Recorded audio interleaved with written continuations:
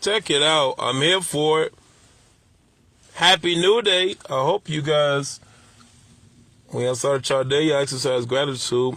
You took a moment to exercise gratitude. 5 things to be thankful for. Multiply that throughout the day. Not that challenging. It's not that hard. Some of you guys that walk around here have no idea. If you can see me right now, that's a blessing. If you can hear me right now, that's a blessing. If you can comment, that's a blessing. If you can have a reaction, your neurological system, your cognitive system is intact, your decision-making frontal lobe is intact, cerebellum is intact, those are blessings. Those are blessings, something to reflect on. Thankful you able to walk, talk, hold something. Come on.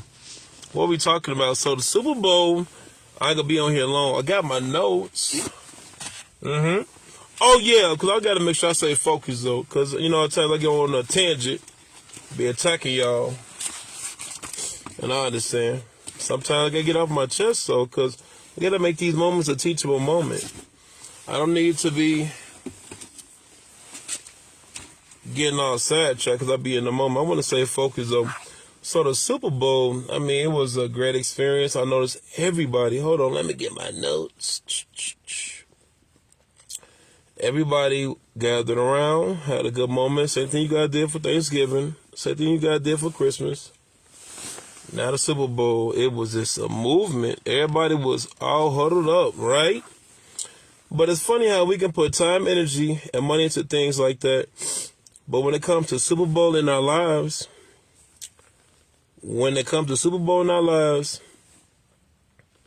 we fumble. We got all the energy for a lot of things that you guys did that showed me and showed yourself that you do have discipline, that you are committed, that you do know how to plan, that you know how to put time and energy, that you do know how to put things to a side. The Super Bowl arrangement showed that. Y'all showed that. Let me get my notes. So, let's talk about the Super Bowl that you're ignoring. Now, for the ones, let me give a quick disclaimer. I have no problem with anybody celebrating anything that you choose to. I want to make sure you have your priorities in order. If you got your priorities in order, this don't apply to you. If you're in your A game and you take care of what you need to take care of, I'm not talking to you. If you got your mental health in order, I'm not talking to you. If you got your spiritual base in order, I'm not talking to you. If you seem to take care of that as well as everything else and you taking a moment to unwind, I'm not talking to you. I'm talking about the individuals who put their priorities, their wants up front and their needs in the back. That's the one I'm talking to. Someone wants to reflect off of that. So we're going to get into the Super Bowl that you guys seem to be ignoring. And once again, this doesn't apply to everybody. This is for the ones that's going to be triggered. It's going to feel, if you feel in need, if you feel convicted, I'm talking to you. If you feel a little discombobulated, I'm talking to you. I'm here for it. So let's get to the Super Bowl that you guys have been ignoring. Your health. Oh, let's talk about it. Yeah, y'all don't like that. My notes said you prepared a meal for game day. You got the wings, the dips, the chips, and made sure everything was Instagram worthy. Everything was Instagram worthy. I was ready for it. But when the last time you prepped your body? When was the last time you prepped your body though, right? You don't want to talk about that. Huh? Did you give that same energy to drinking water, moving your body, fixing your eating habits, handling your stress? Oh, that's a big one. The game clock is run out on your health and you sit on the bench.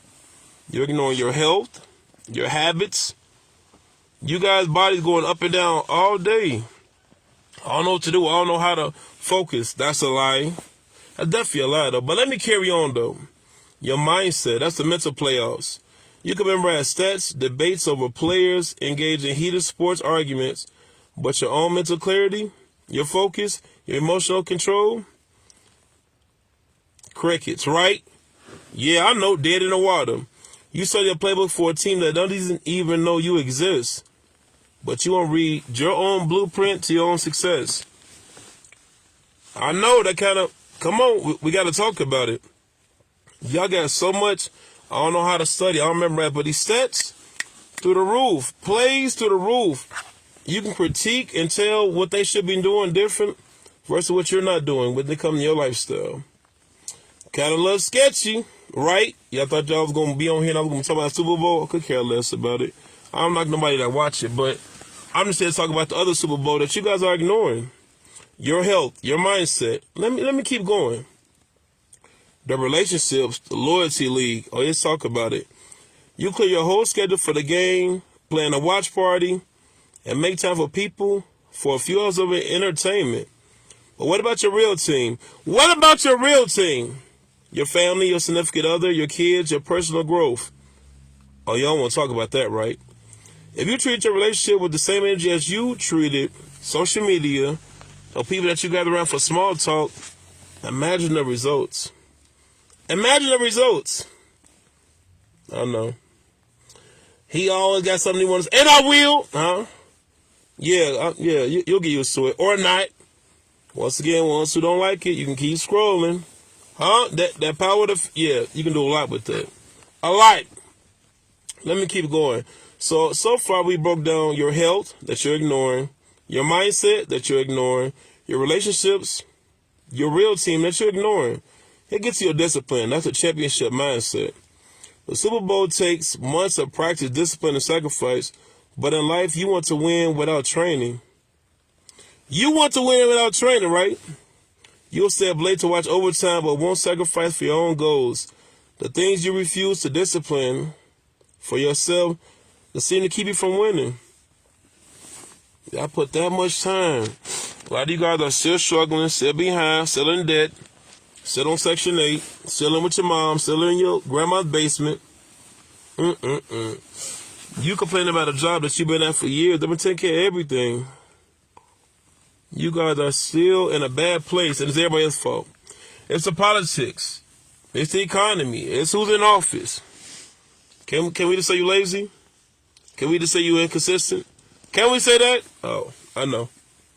So once again, we broke down your health that you're ignoring, your mindset, your relationships, discipline, and your purpose, the legacy lead.